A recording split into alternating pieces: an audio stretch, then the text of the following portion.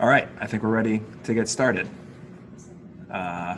So hello, hi everyone out there, both everyone here joining us this morning on this rainy spring morning here at Strozier Librarian at Florida State University, and to everyone zooming in right now. Just a quick note before we start, you can either send something to the entire group, or if you are having technical issues or problems, you can send them to Sarah Stanley, who will be sort of watching for all of that. First of all, can everyone hear me? Are all the levels good? Before we start getting on, can I get a thumbs up or something? We're good. Okay, great. So welcome everyone to the first annual GIF It Up Florida workshop. Today we're going to talk about making GIFs from cultural heritage collections that are made accessible through the DPLA, the Digital Public Library of America, with a specific focus on content that is contributed by Florida-based institutions or collections related to the history of Florida.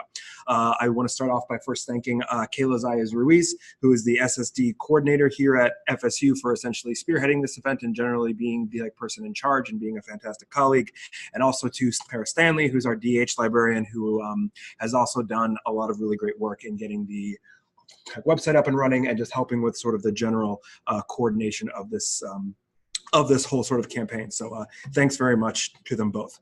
So we'll start today by just talking about, first get the slide, there it is, about what the sort of scope and goals will be. So we'll provide a short introduction to the GIF format, what GIFs are, where they came from. We'll introduce you to the DPLA and the Sunshine State Digital Network, as this is where you'll be sourcing content to create GIFs. And then the sort of meat of this presentation is we'll sort of do sort of a walkthrough tutorial using a few of these tools here. And then at the end of this first part, so I'm going to talk for about 40 to 45 minutes, and then the second half of this workshop we'll have time for sort of like a hands-on section to ask questions, to have discussion, to troubleshoot, and to sort of actually start with the process of making some of these GIFs. I'll provide you with lots of links to further resources, including this presentation, and I'll provide you with all the instructions and things you'll need to know to submit to the first ever GIF It Up Florida's contest, which we are very, very excited about. So very briefly, we'll start off by talking about what GIFs are, where they came from. So like me, GIFs were first introduced to the world in 1987, although they have arguably aged much better, but they really didn't see wide adoption until the mid-1990s when internet browsers, specifically the Netscape Navigator, sort of allowed for these small animated image files to sort of become ever present on the internet. And how GIFs actually work is that they are an image. They are an image file. They're not a moving image format that has several sort of like layers. So if you think of a like MP4 or an MOV kind of file as an electronic film strip, as in like a series of frames that are encoded together that play in sequence. A GIF is more like a flip book, and that it's one object that has several sort of like layers that cycle through these component layers.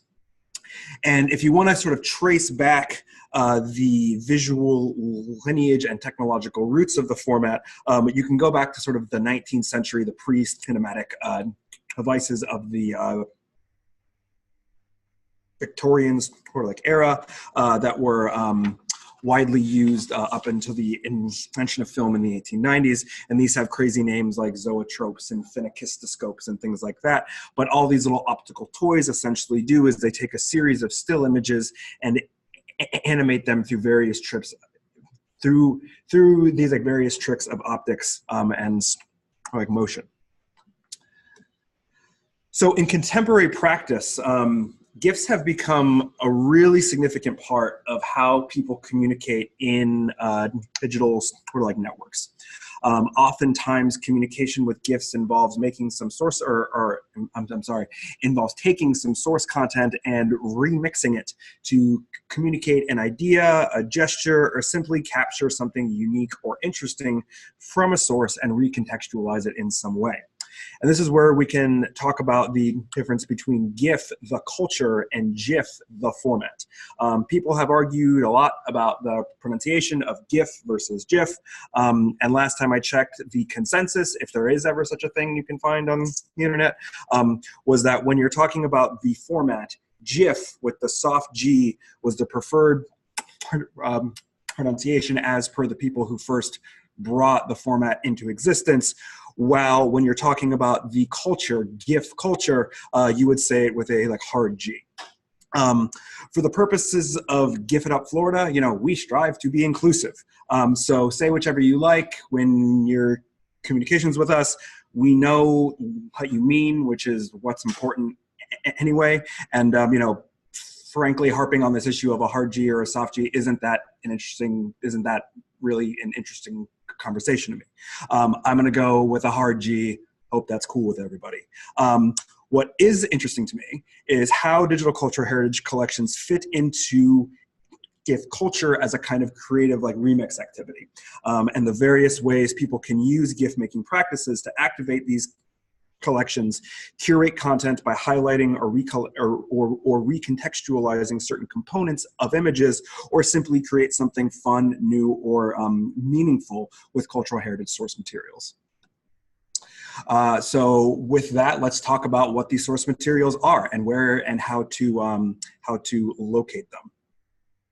So we'll start off by introducing the Digital Public Library of America, and the Digital Public Library, or the DPLA, aggregates all the information that describes various digital library collection items and small thumbnail images from millions of books, sounds, moving images, photographs, manuscripts, all sorts of things from libraries, archives, and museums across the United States. The sort of log line of the DPLA is that it brings together the riches of America's libraries, archives, and museums and makes them freely available to the world. And as of yesterday, when I checked, there were around 33.4 million objects in the DPLA as a whole.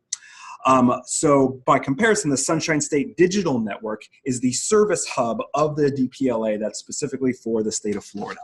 The service hub represents a community of institutions in the state which provide the partner institutions all of the information about their digital collections that then get uploaded into DPLA. Partner institutions in Florida include us here at Florida State University, FIU, the University of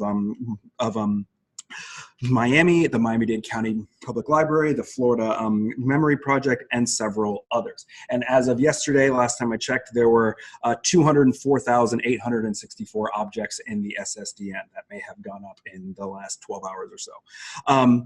But so for this event, for this contest, we are asking that you focus on content that is either sourced from these member institutions of the SSDN, or you find content through the DPLA that is either about or relates to Florida in some significant way. So an example of this would be if you find something that's part of the New York Public Library's collection, but sort of features Florida in some prominent way. Say you found the family album of a New Englander family that came to Florida in the 1920s for a trip, and you want to use that source material. That would be perfectly acceptable.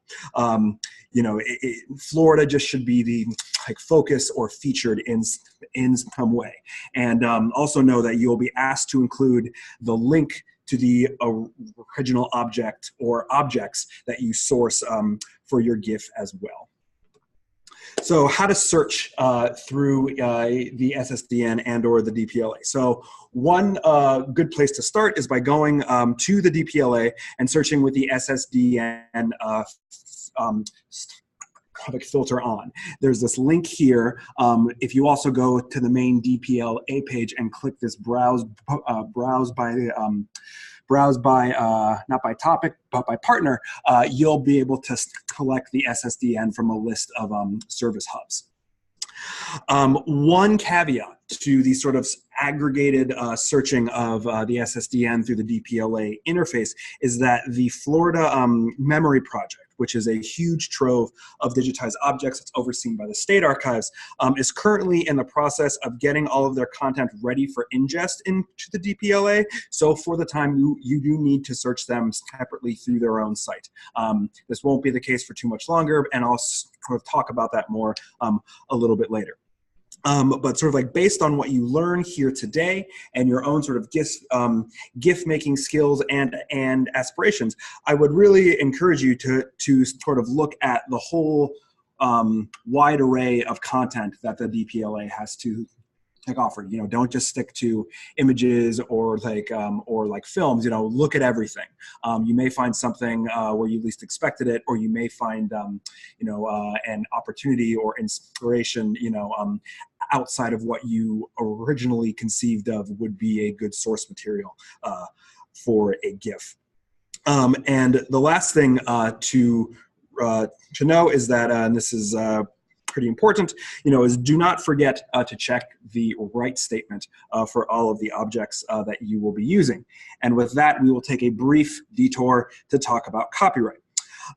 So generally speaking, when you are searching the DPLA, you're going to find things that fall into three big categories of copyright. Something is either in copyright and it's known, it is not in copyright, or it has some kind of special consideration.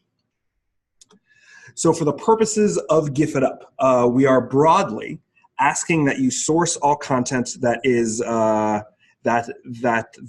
has been designated as free and legal to reuse. So if there is no known copyright, if there's no copyright in the United States, meaning it's in the public domain, or there's some kind of special non-commercial use permitted, these are all sort of perfect, entirely non-problematic candidates to source for GIF content.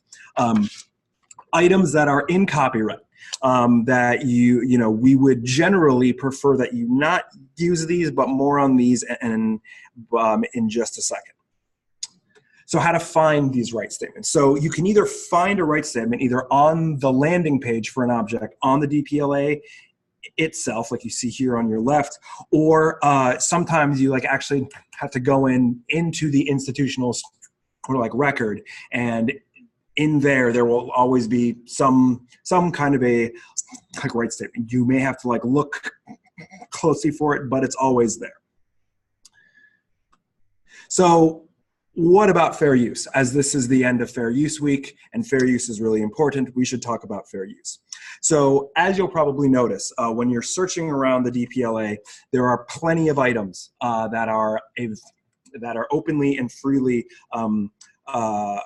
accessible to you, but have very clearly stated copyright restrictions. And because of the cultural heritage remix nature and angle of the GIF It Up Florida contest, we should take a second to talk about the case for fair use and copyrighted works in the process of GIF making, as fair use is a fundamental legal right that makes the preservation and dissemination of cultural heritage collections possible in the first place. So what is fair use? So fair use is determined by a set of conditions that allow for the lawful reuse of copyrighted content. And these conditions are commonly known as the 4 factors, which are listed here. And fair use determinations can be tricky because the 4 factors aren't necessarily treated like a checklist, nor do all the factors carry the same weight in every single use case. And if you look at the sort of the case law history of how fair use determinations have been made, they should always be made on a case-by-case basis using what is called fact-specific inquiry, meaning that all of the circumstances and the context of a given use case need to be taken into account. There is no sort of fair use like silver bullet or anything like that. So the basic principle to sort of keep in mind is that copyright should be respected, and a fair use evaluation needs to take place even though content may be made openly accessible to you. So what are some important questions to ask when making a fair use determination? Well, one, is it transformative? And by transformative, we mean, have you added some new expression or meaning to the original? Was value added to the original by creating new information, new aesthetics, new insights, or new understandings? Is the use de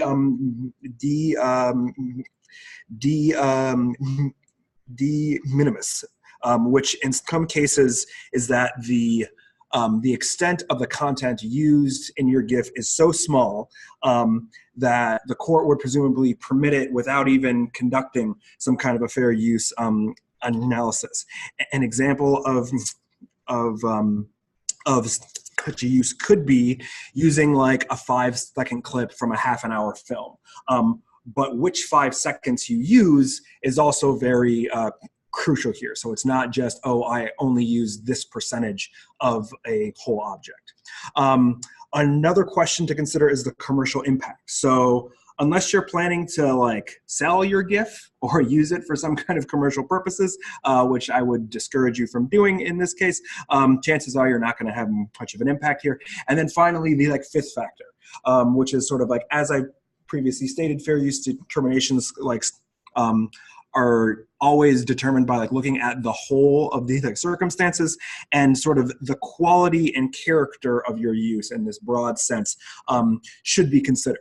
And this is where I'll say, like, you know, any GIF that is submitted that me or anyone else that's working for this contest deemed to be, you know, lewd or vulgar or hateful will just be removed. So, you know, exercise your best judgment in this regard. We could talk about fair use all day long. It's a super interesting topic. There's a whole week about it that we are just ending like right now. But the sort of bottom line is that we would prefer you to use items that are out of copyright or openly licensed. But if you don't, you know, do your due diligence and do a fair use evaluation. There is a sort of a handy checklist here, and I'm happy to sort of answer more questions about all this at the end of the presentation. We'll have plenty of time for that. But let's get now to talk about the actual GIF making tools. So today we're going to focus on free and/or open source tools that most folks can get up and running with basic technology and skills. You can, and often lots of folks do, use more fancy software like Photoshop or After Effects to create GIFs. And if you have those skills and are fortunate enough to have access to those softwares, you know, hey, you should go for it. Nothing that we present here today is meant to say you have to use one platform over like another. And if you happen to have access to those tools, but you want to learn more about like how you could use After Effects, for instance, to create like really fancy GIFs, there's plenty of resources for that online. I've provided a couple of links to those here. But the tools today that we're going to focus on are either freely and openly accessible to you. They're either or they're included with sort of like basic operating systems like Windows or Mac, or you can use them directly in your browser. So without further ado, let's do this thing. So the first thing that I'm going to show you is how I made this little rave GIF here using a still image, some features of the Windows 10 operating system, and the website that you might be familiar with called Giphy. So this is what the object looks like in DPLA. As you can see, there's a link to the hosting repository if you click that view full item icon. And also just for people that are using this presentation sometime in the future, these are all screenshots, so you can't actually click on these. You have to actually go to the DPLA, but just as an FYI. So there's a link the full item, there's a right statement, and some information about where the object came from and when and how it was created. So once you click through to the host repository, this one came from FIU, you'll be able to download the image to your computer and start sort of like working on it. So in this case, I've opened it up with the app that comes native with Windows 10 called Photos. And just kind of cropped it a bit, done some tidying up, and then just applied this series of colored preset filters until I got 7 new images. So a couple of things to remember when you're doing this is, one is to save the original and don't ever do anything to change the original file. This is good in case you need to start all over again or change something, or it's just good to save the original and only like work on copies. You also want to try to use good file naming conventions, so name things consistently and sequentially. Recall that a GIF is a single image file that has it's sort of several kind of layers that flip through like a flip book.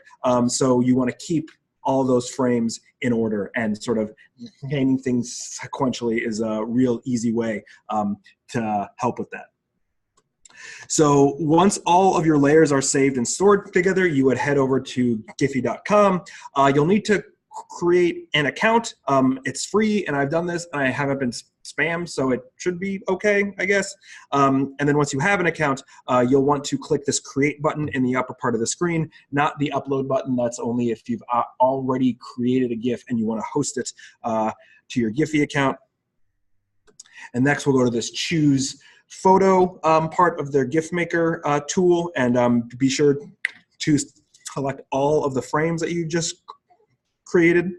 And then we'll land on this preview page with all of your layers sort of like laid out nicely in sequence if you've named everything properly.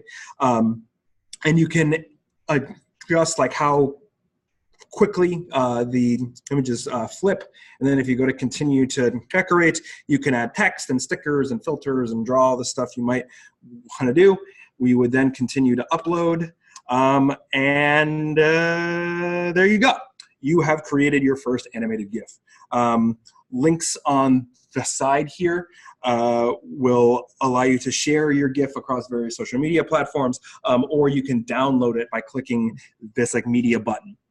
And this is actually how we'll have you upload and submit your final GIFs to us. We'll like ask you for a like GIF file itself as opposed to like a link to somewhere. And if you do create something like this, I always like to save a local copy as well, so you're not having to always like go back to a third-party website to gain access to your stuff. So stereographs. Stereographs are another really fun and easy way to get a handle on GIF making. Stereographs were this Victorian era optical sort of novelty that created a slight 3D sense of depth to images that sort of approximated the depth perception of human sight. These were often sort of travel log collections from like exotic locations that would like, offer you the sense of like being there. And what's cool about GIFs is that if you render these two images which are slightly offset from each other, you can simulate the experience of that 3D effect of the original. So again, we find ourselves here in the DPLA. Notice that there is no right statement here, so we would have to click through to the host repository to find that right statement. I also wanted to plug this list feature on the right-hand side here. This is really useful when you're searching around the DPLA. You don't have to create a login. It's actually just tied to your browser, and you can create lists and then just add items to your list as you go. So you're not like me and have like 18,000 tabs open. You can just create a list and then always go back to it. Super useful, neat feature. And so this time we would be directed to the University of Miami Digital Collections. And UM's repository offers us this handy download link. And if you were to scroll down, you would see the right statement here, which says that this image is out of copyright, which means that, or I'm sorry, and it's that the copyright is unknown, which for our purposes means it's good to go. So we'll open up the file in MS Paint, which is, again, a program that comes with Windows, and we'll simply crop this image and create two separate image files called like boat left and boat right or something, for instance. And with Stereographs, the more sort of accurate you can be along that center line and cropping everything kind of like nice and tight, the more interesting and pronounced the 3D effect will actually be. We'll then take our two new images and then upload them to Giphy using our previous method, and there we go. We have a little GIF Stereovision GIF. And you'll notice that this sort of, as you're sort of like doing this, you'll notice that this sort of like wiggle tilt shift thing that you see here is sort of more pronounced or interesting depending on the stereograph that you use. They're definitely not all created equal. I have personally found that it's generally more significant with straight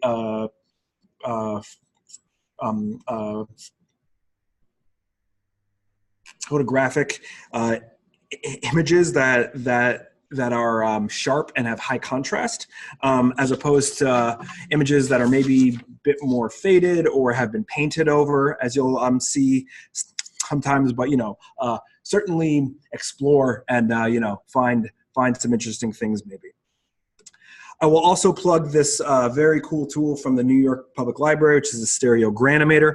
This is an in-browser device that is specifically used for creating the stereographic GIFs that I just showed you. One caveat here is that there's not a straight upload feature. You have to have a Flickr account, so you need to download a file, upload it into Flickr, and then upload it to the Stereogranimator through Flickr.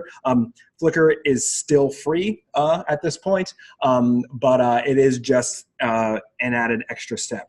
But I think that the results are definitely worth it.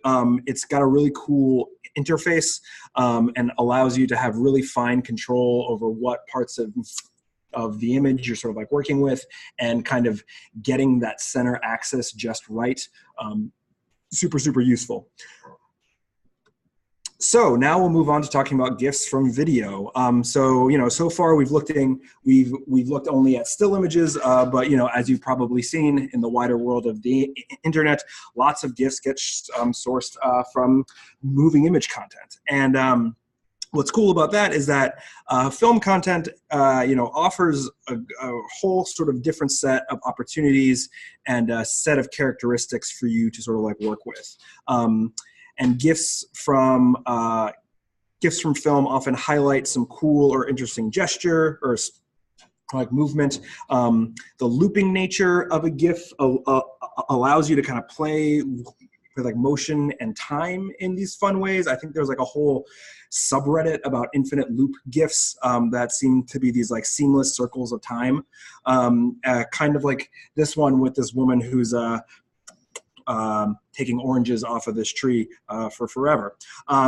Video is also its own beast in terms of how we view and work with the content. And in the example that we'll look at next, we're going to use the VLC media player to extract a short clip from a longer piece, and then we'll use the website Giphy again to transform that clip into a GIF.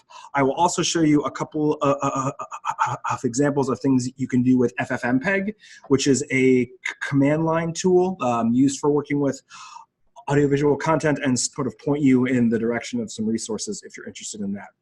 So let's first talk about where to find this kind of content. So first of all, it's just a reminder to stick to cultural heritage collections. It's sort of tempting to go gallivanting around YouTube or through other sources, as video on the internet is everywhere these days. But recall that we will be asking for a citation when you submit these, and if it doesn't come from a cultural heritage collection or somewhere in the DPLA, it won't be eligible.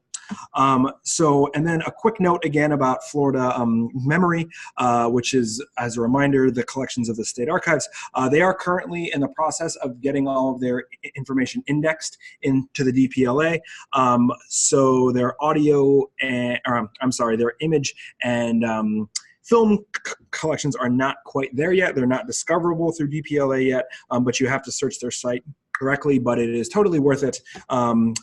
Florida Memory has a really fantastic collection of like old advertisements and promotional and tourist films and educational films and industrial films, like just a really, really great assortment of stuff. Very, very highly recommended. But first things first, we'll need to download and install VLC, and then you should be ready to go to start working with video. So here's an example of something I found in SSDN. This is footage of a rocket launch from here at Florida State. It wasn't filmed at Florida State. I believe it was filmed at Cape Canaveral, but it now lives at Florida State as part of our digital repository. So here we are in Digital, which is FSU's digital repository. And downloading from Digital is a little bit tricky. There's sort of some quirks of Islandora, which is our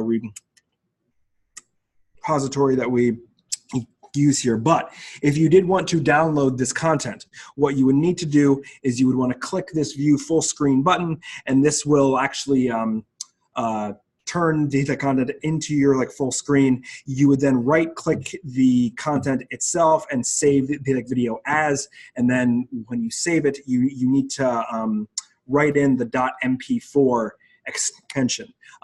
These are a few extra steps. This is like a weird quirk of Islandora, but something that you'll need to do if you want to download things from us. So once you download this video, you'll want to open it up in VLC, and it'll start playing pretty much like any other player that you might have used. And we're going to use this interface to create a clip from this longer piece. And you would start by going up to that view button in the top menu and clicking on the advanced controls. And then this will open up this advanced controls panel on the lower left of the screen. And we're going to be mostly using this big bright red record button, which is familiar to old enough, for those of us who are old enough to recall using VCRs. And basically pressing this record button starts the creation of a clip, and then pressing it again ends the creation of a clip. And if you were to navigate to where you would want something to start and press pause and then press record, the recording wouldn't start until you hit play again. And don't be concerned with being super accurate here. In fact, when you are capturing your sort of raw clip, you want to capture more than you originally would, and you would, so you would want to start a few seconds before you'd want your actual GIF to start, and then end it a few seconds after. And the reason for this is basically because how compression works with these kinds of files. And without getting too far into the weeds here, basically you want to make sure that you're grabbing some keyframes or two inside of that clip, so the final product will play back properly. If you're totally lost and you have no idea what I'm talking about here, it's fine. Don't worry about it. You don't need to understand the technical stuff, but all you need to know is that you should capture more than you will actually use on either side of your clip. So once you stop the recording process, VLC will automatically write a new file to a directory on your computer. On a Mac, I believe it's your home directory that is just the one that's named after your username. In Windows, it's the folder called videos that just comes native with the OS. So once you get your raw clip, you want to head back over to Giphy. And this time we want to go on the choose video side. And this is where you can like trim your content. So this is where you can, you know, trim the duration, change your start time, and sort of get it to that nice tight GIF that you originally thought of, and then you would just click through the same way we did before, and there you go. You have a nice tidy GIF that is sourced from moving image content that then you could, you know, use for whatever purposes that you like. So then very briefly, we'll talk about using FFmpeg, which is a super powerful tool for working with audiovisual content that's executed at the command line. And the command line is also called the terminal, and it's essentially where you type in commands to your computer as opposed to using a graphical user interface with a like mouse, and how lots of people like interact with computers nowadays. So it's incredibly useful. It does have a steep learning curve, especially if you're not comfortable or you've never used the command line before. But if you want to expand your skills with this, because being able to know how to use the command line is super useful for a lot of things, FFmpeg is a great way to kind of get started with this and learn how to like do that. There's some great resources over at the Programming Historian for sort of general command line knowledge, and some introductions to FFmpeg as well. And what's cool about FFmpeg is that you can literally create GIFs directly from your source files, kind of soup to nuts, without any third-party software or websites, with just a couple of like lines of code. Or you can quickly change things with GIFs that you've already created. So the orange lady example, like again, she goes from taking oranges off the tree forever to placing them back on the tree forever, which we like because it's sustainable. And you could also do things like you know, other kinds of fun and useful transformations with like simply just like typing out a command or two. There's some links on this slide to some really great resources if you are interested in learning more about FFmpeg. And there is a really good guide that was created by Giphy about how to use FFmpeg, and I'm not going to go through that because it would essentially involve just like looking at lines of code for a while, which isn't that interesting for the purposes of this presentation. But if this is something you're into, I highly recommend checking it out, and it's probably easier than using a GUI or any of the things that I've talked about so far once you get the hang of it, but you know, that's up to you to decide. So the last thing we'll sort of talk about is we'll talk about some more of the sort of advanced animation techniques using still images as our source.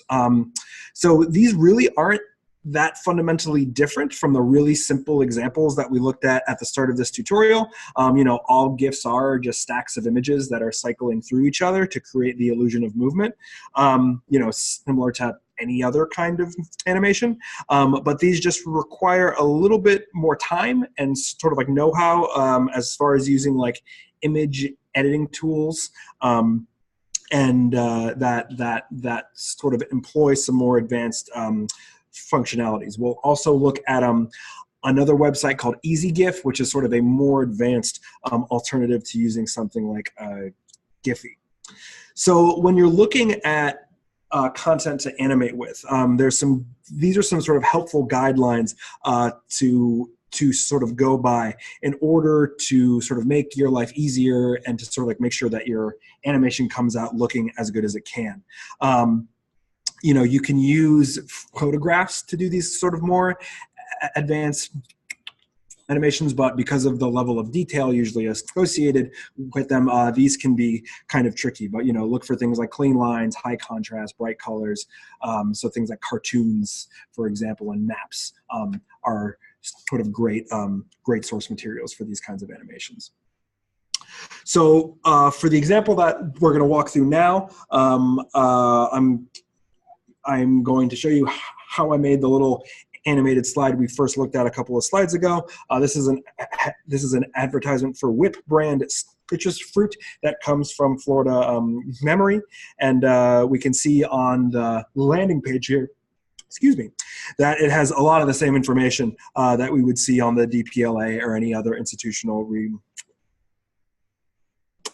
repository. You'll also notice that this has a lot of the same features that we just talked about.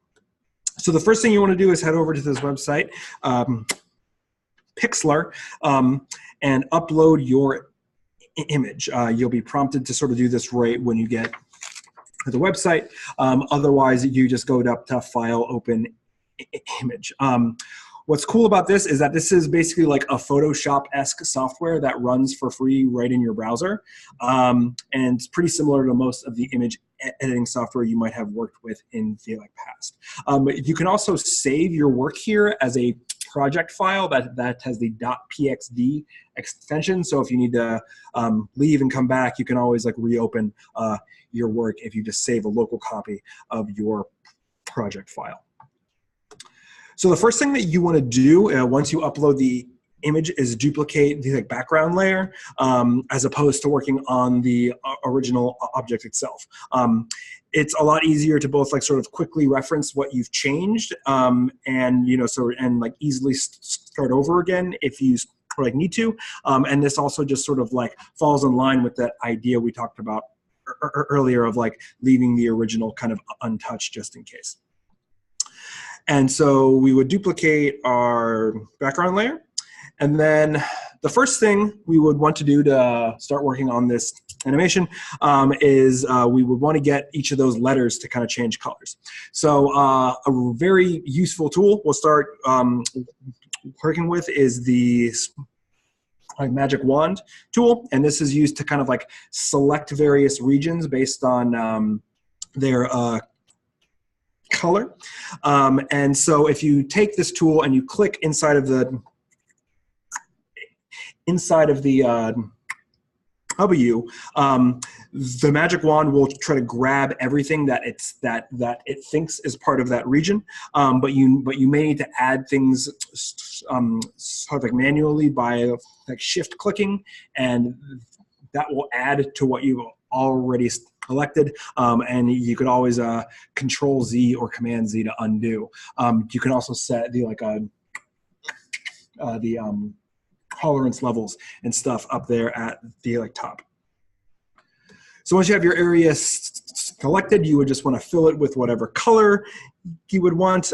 You can select the color manually by just clicking this sort of square of color at the lower left of the screen, or you could use the eyedropper tool that will match wherever you click anywhere in the image. So I just clicked on the orange down here to choose that shade of orange. And then once you fill in that first letter, you've created your first frame of your GIF. So then you would go to your file save, and these are just some basic guidelines to follow. Image size for each frame should be about 100 KB. Depending on how many frames you have, this may change, but that's sort of a good sort of starting place. And be sure to, again, use those good file naming conventions, and don't save over the original. And from there, it's basically rinse and repeat. Just kind of keep adding layers and saving each frame as you go. And then just like we did way back at the beginning of the tutorial, you'll ultimately have something like this with each new image having its own frame. It'll work like a flip book. And then lastly, I will sort of go over how I did that little, the little whip snap. So this is just 2 frames. This is just one with the whip tip up and one that's sort of facing down. And to animate just this section of the image, you want to use this lasso tool to basically freeform draw around whatever section you want to animate. You would then right-click it or control-click it and press free transform, and this will allow you to move this region in independently from the rest of your layer. And then you can, once you like shift it, so to create this sense of movement, it's essentially just kind of like tilting the little frills kind of to be more upward, and then keeping the nub like where it was originally. You'll also notice that the layer underneath it is exposed, so we'll have to get rid of that before we save it as our as a frame in our GIF. So we'll use that by first selecting the color of the like blue, and then using our brush tool to erase what's underneath it. You'll also notice that the blue doesn't blend quite exactly, but consider the 6-foot rule. I used to install art for like a living in museums and such, and the concept of the 6-foot rule is that something that you see super close up is probably not going to be perceived by someone who is standing 6 feet away, which is sort of the average distance that you would like normally stand away from like something hanging on a wall, for instance. So don't get too caught up on these fine sort of like details, because as your GIF is sort of like rendered out on the screen of your computer, chances are you're not going to sort of like notice these things, but always be sure to like check anyway. So once we have all of our GIF frames, we're going to use Easy GIF as an alternative to like Giphy. This is basically just has a little bit of a higher functionality. There's more sort of granular control and like a wider set of adjustments you can make. As you can see from the interface here, there's just more things you could do through this like website. And you have more just sort of like granular control. And one cool thing I will show you is this like cross frames feature, or cross fade frames feature, which can create really kind of slick and smooth animation effects. So the image on the left is just our original GIF, just with the crossfade feature turned on. So as you can see, the transition between frames is smoother. It's more like blended. And if you're animating and you want more sort of like a realistic or complex or nuanced sort of like movement, this might be a good feature for you. And then additionally, this GIF on the right I made with just 2 frames. One's the original, and one is just where I swapped the 2 colors of the fruits. And I just turned the crossfade delay up higher, and you get that kind of like blending, fading effect there. So it's nice to be able to like achieve these more kind of complex features without having to do a lot in the editing stage. So that is the technical part of the tutorial. Here are links to a lot of really great GIF making resources put out by the DPLA and its sort of partner organizations. There's also a link to this presentation as well, if you want to have a second look at that. And now the rules. So as I said, only content from SSDN partner organizations or content that's in the like DPLA that are about Florida or predominantly feature Florida, you'll be asked to provide a citation. Source materials must be out of copyright, or the submitted GIF must exhibit some transformative or otherwise reasonably or demonstratively legitimate fair use, nothing vulgar, lewd, or hateful. We're asking for a size limit of 10 MB. This is for our own sort of like website and ends of things. So, but 10 MB is as large of a file as we're accepting. You should be able to do plenty with that much space.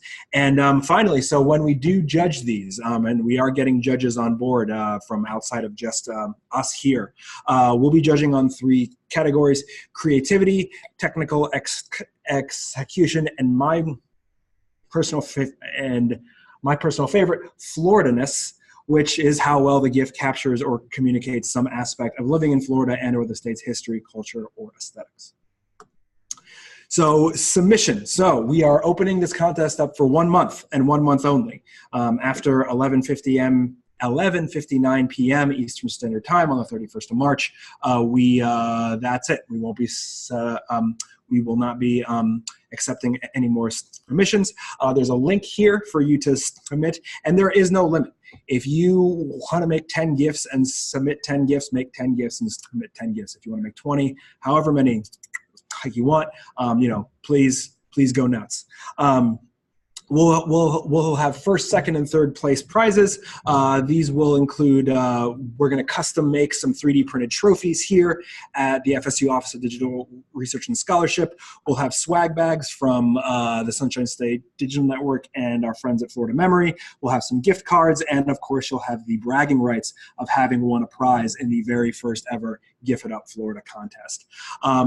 Please also share any GIFs you make on social media using the hashtag that I've provided here, but be sure to submit as well, as you need to actually submit through the link we've provided in order to be eligible for the contest. So thank you very much.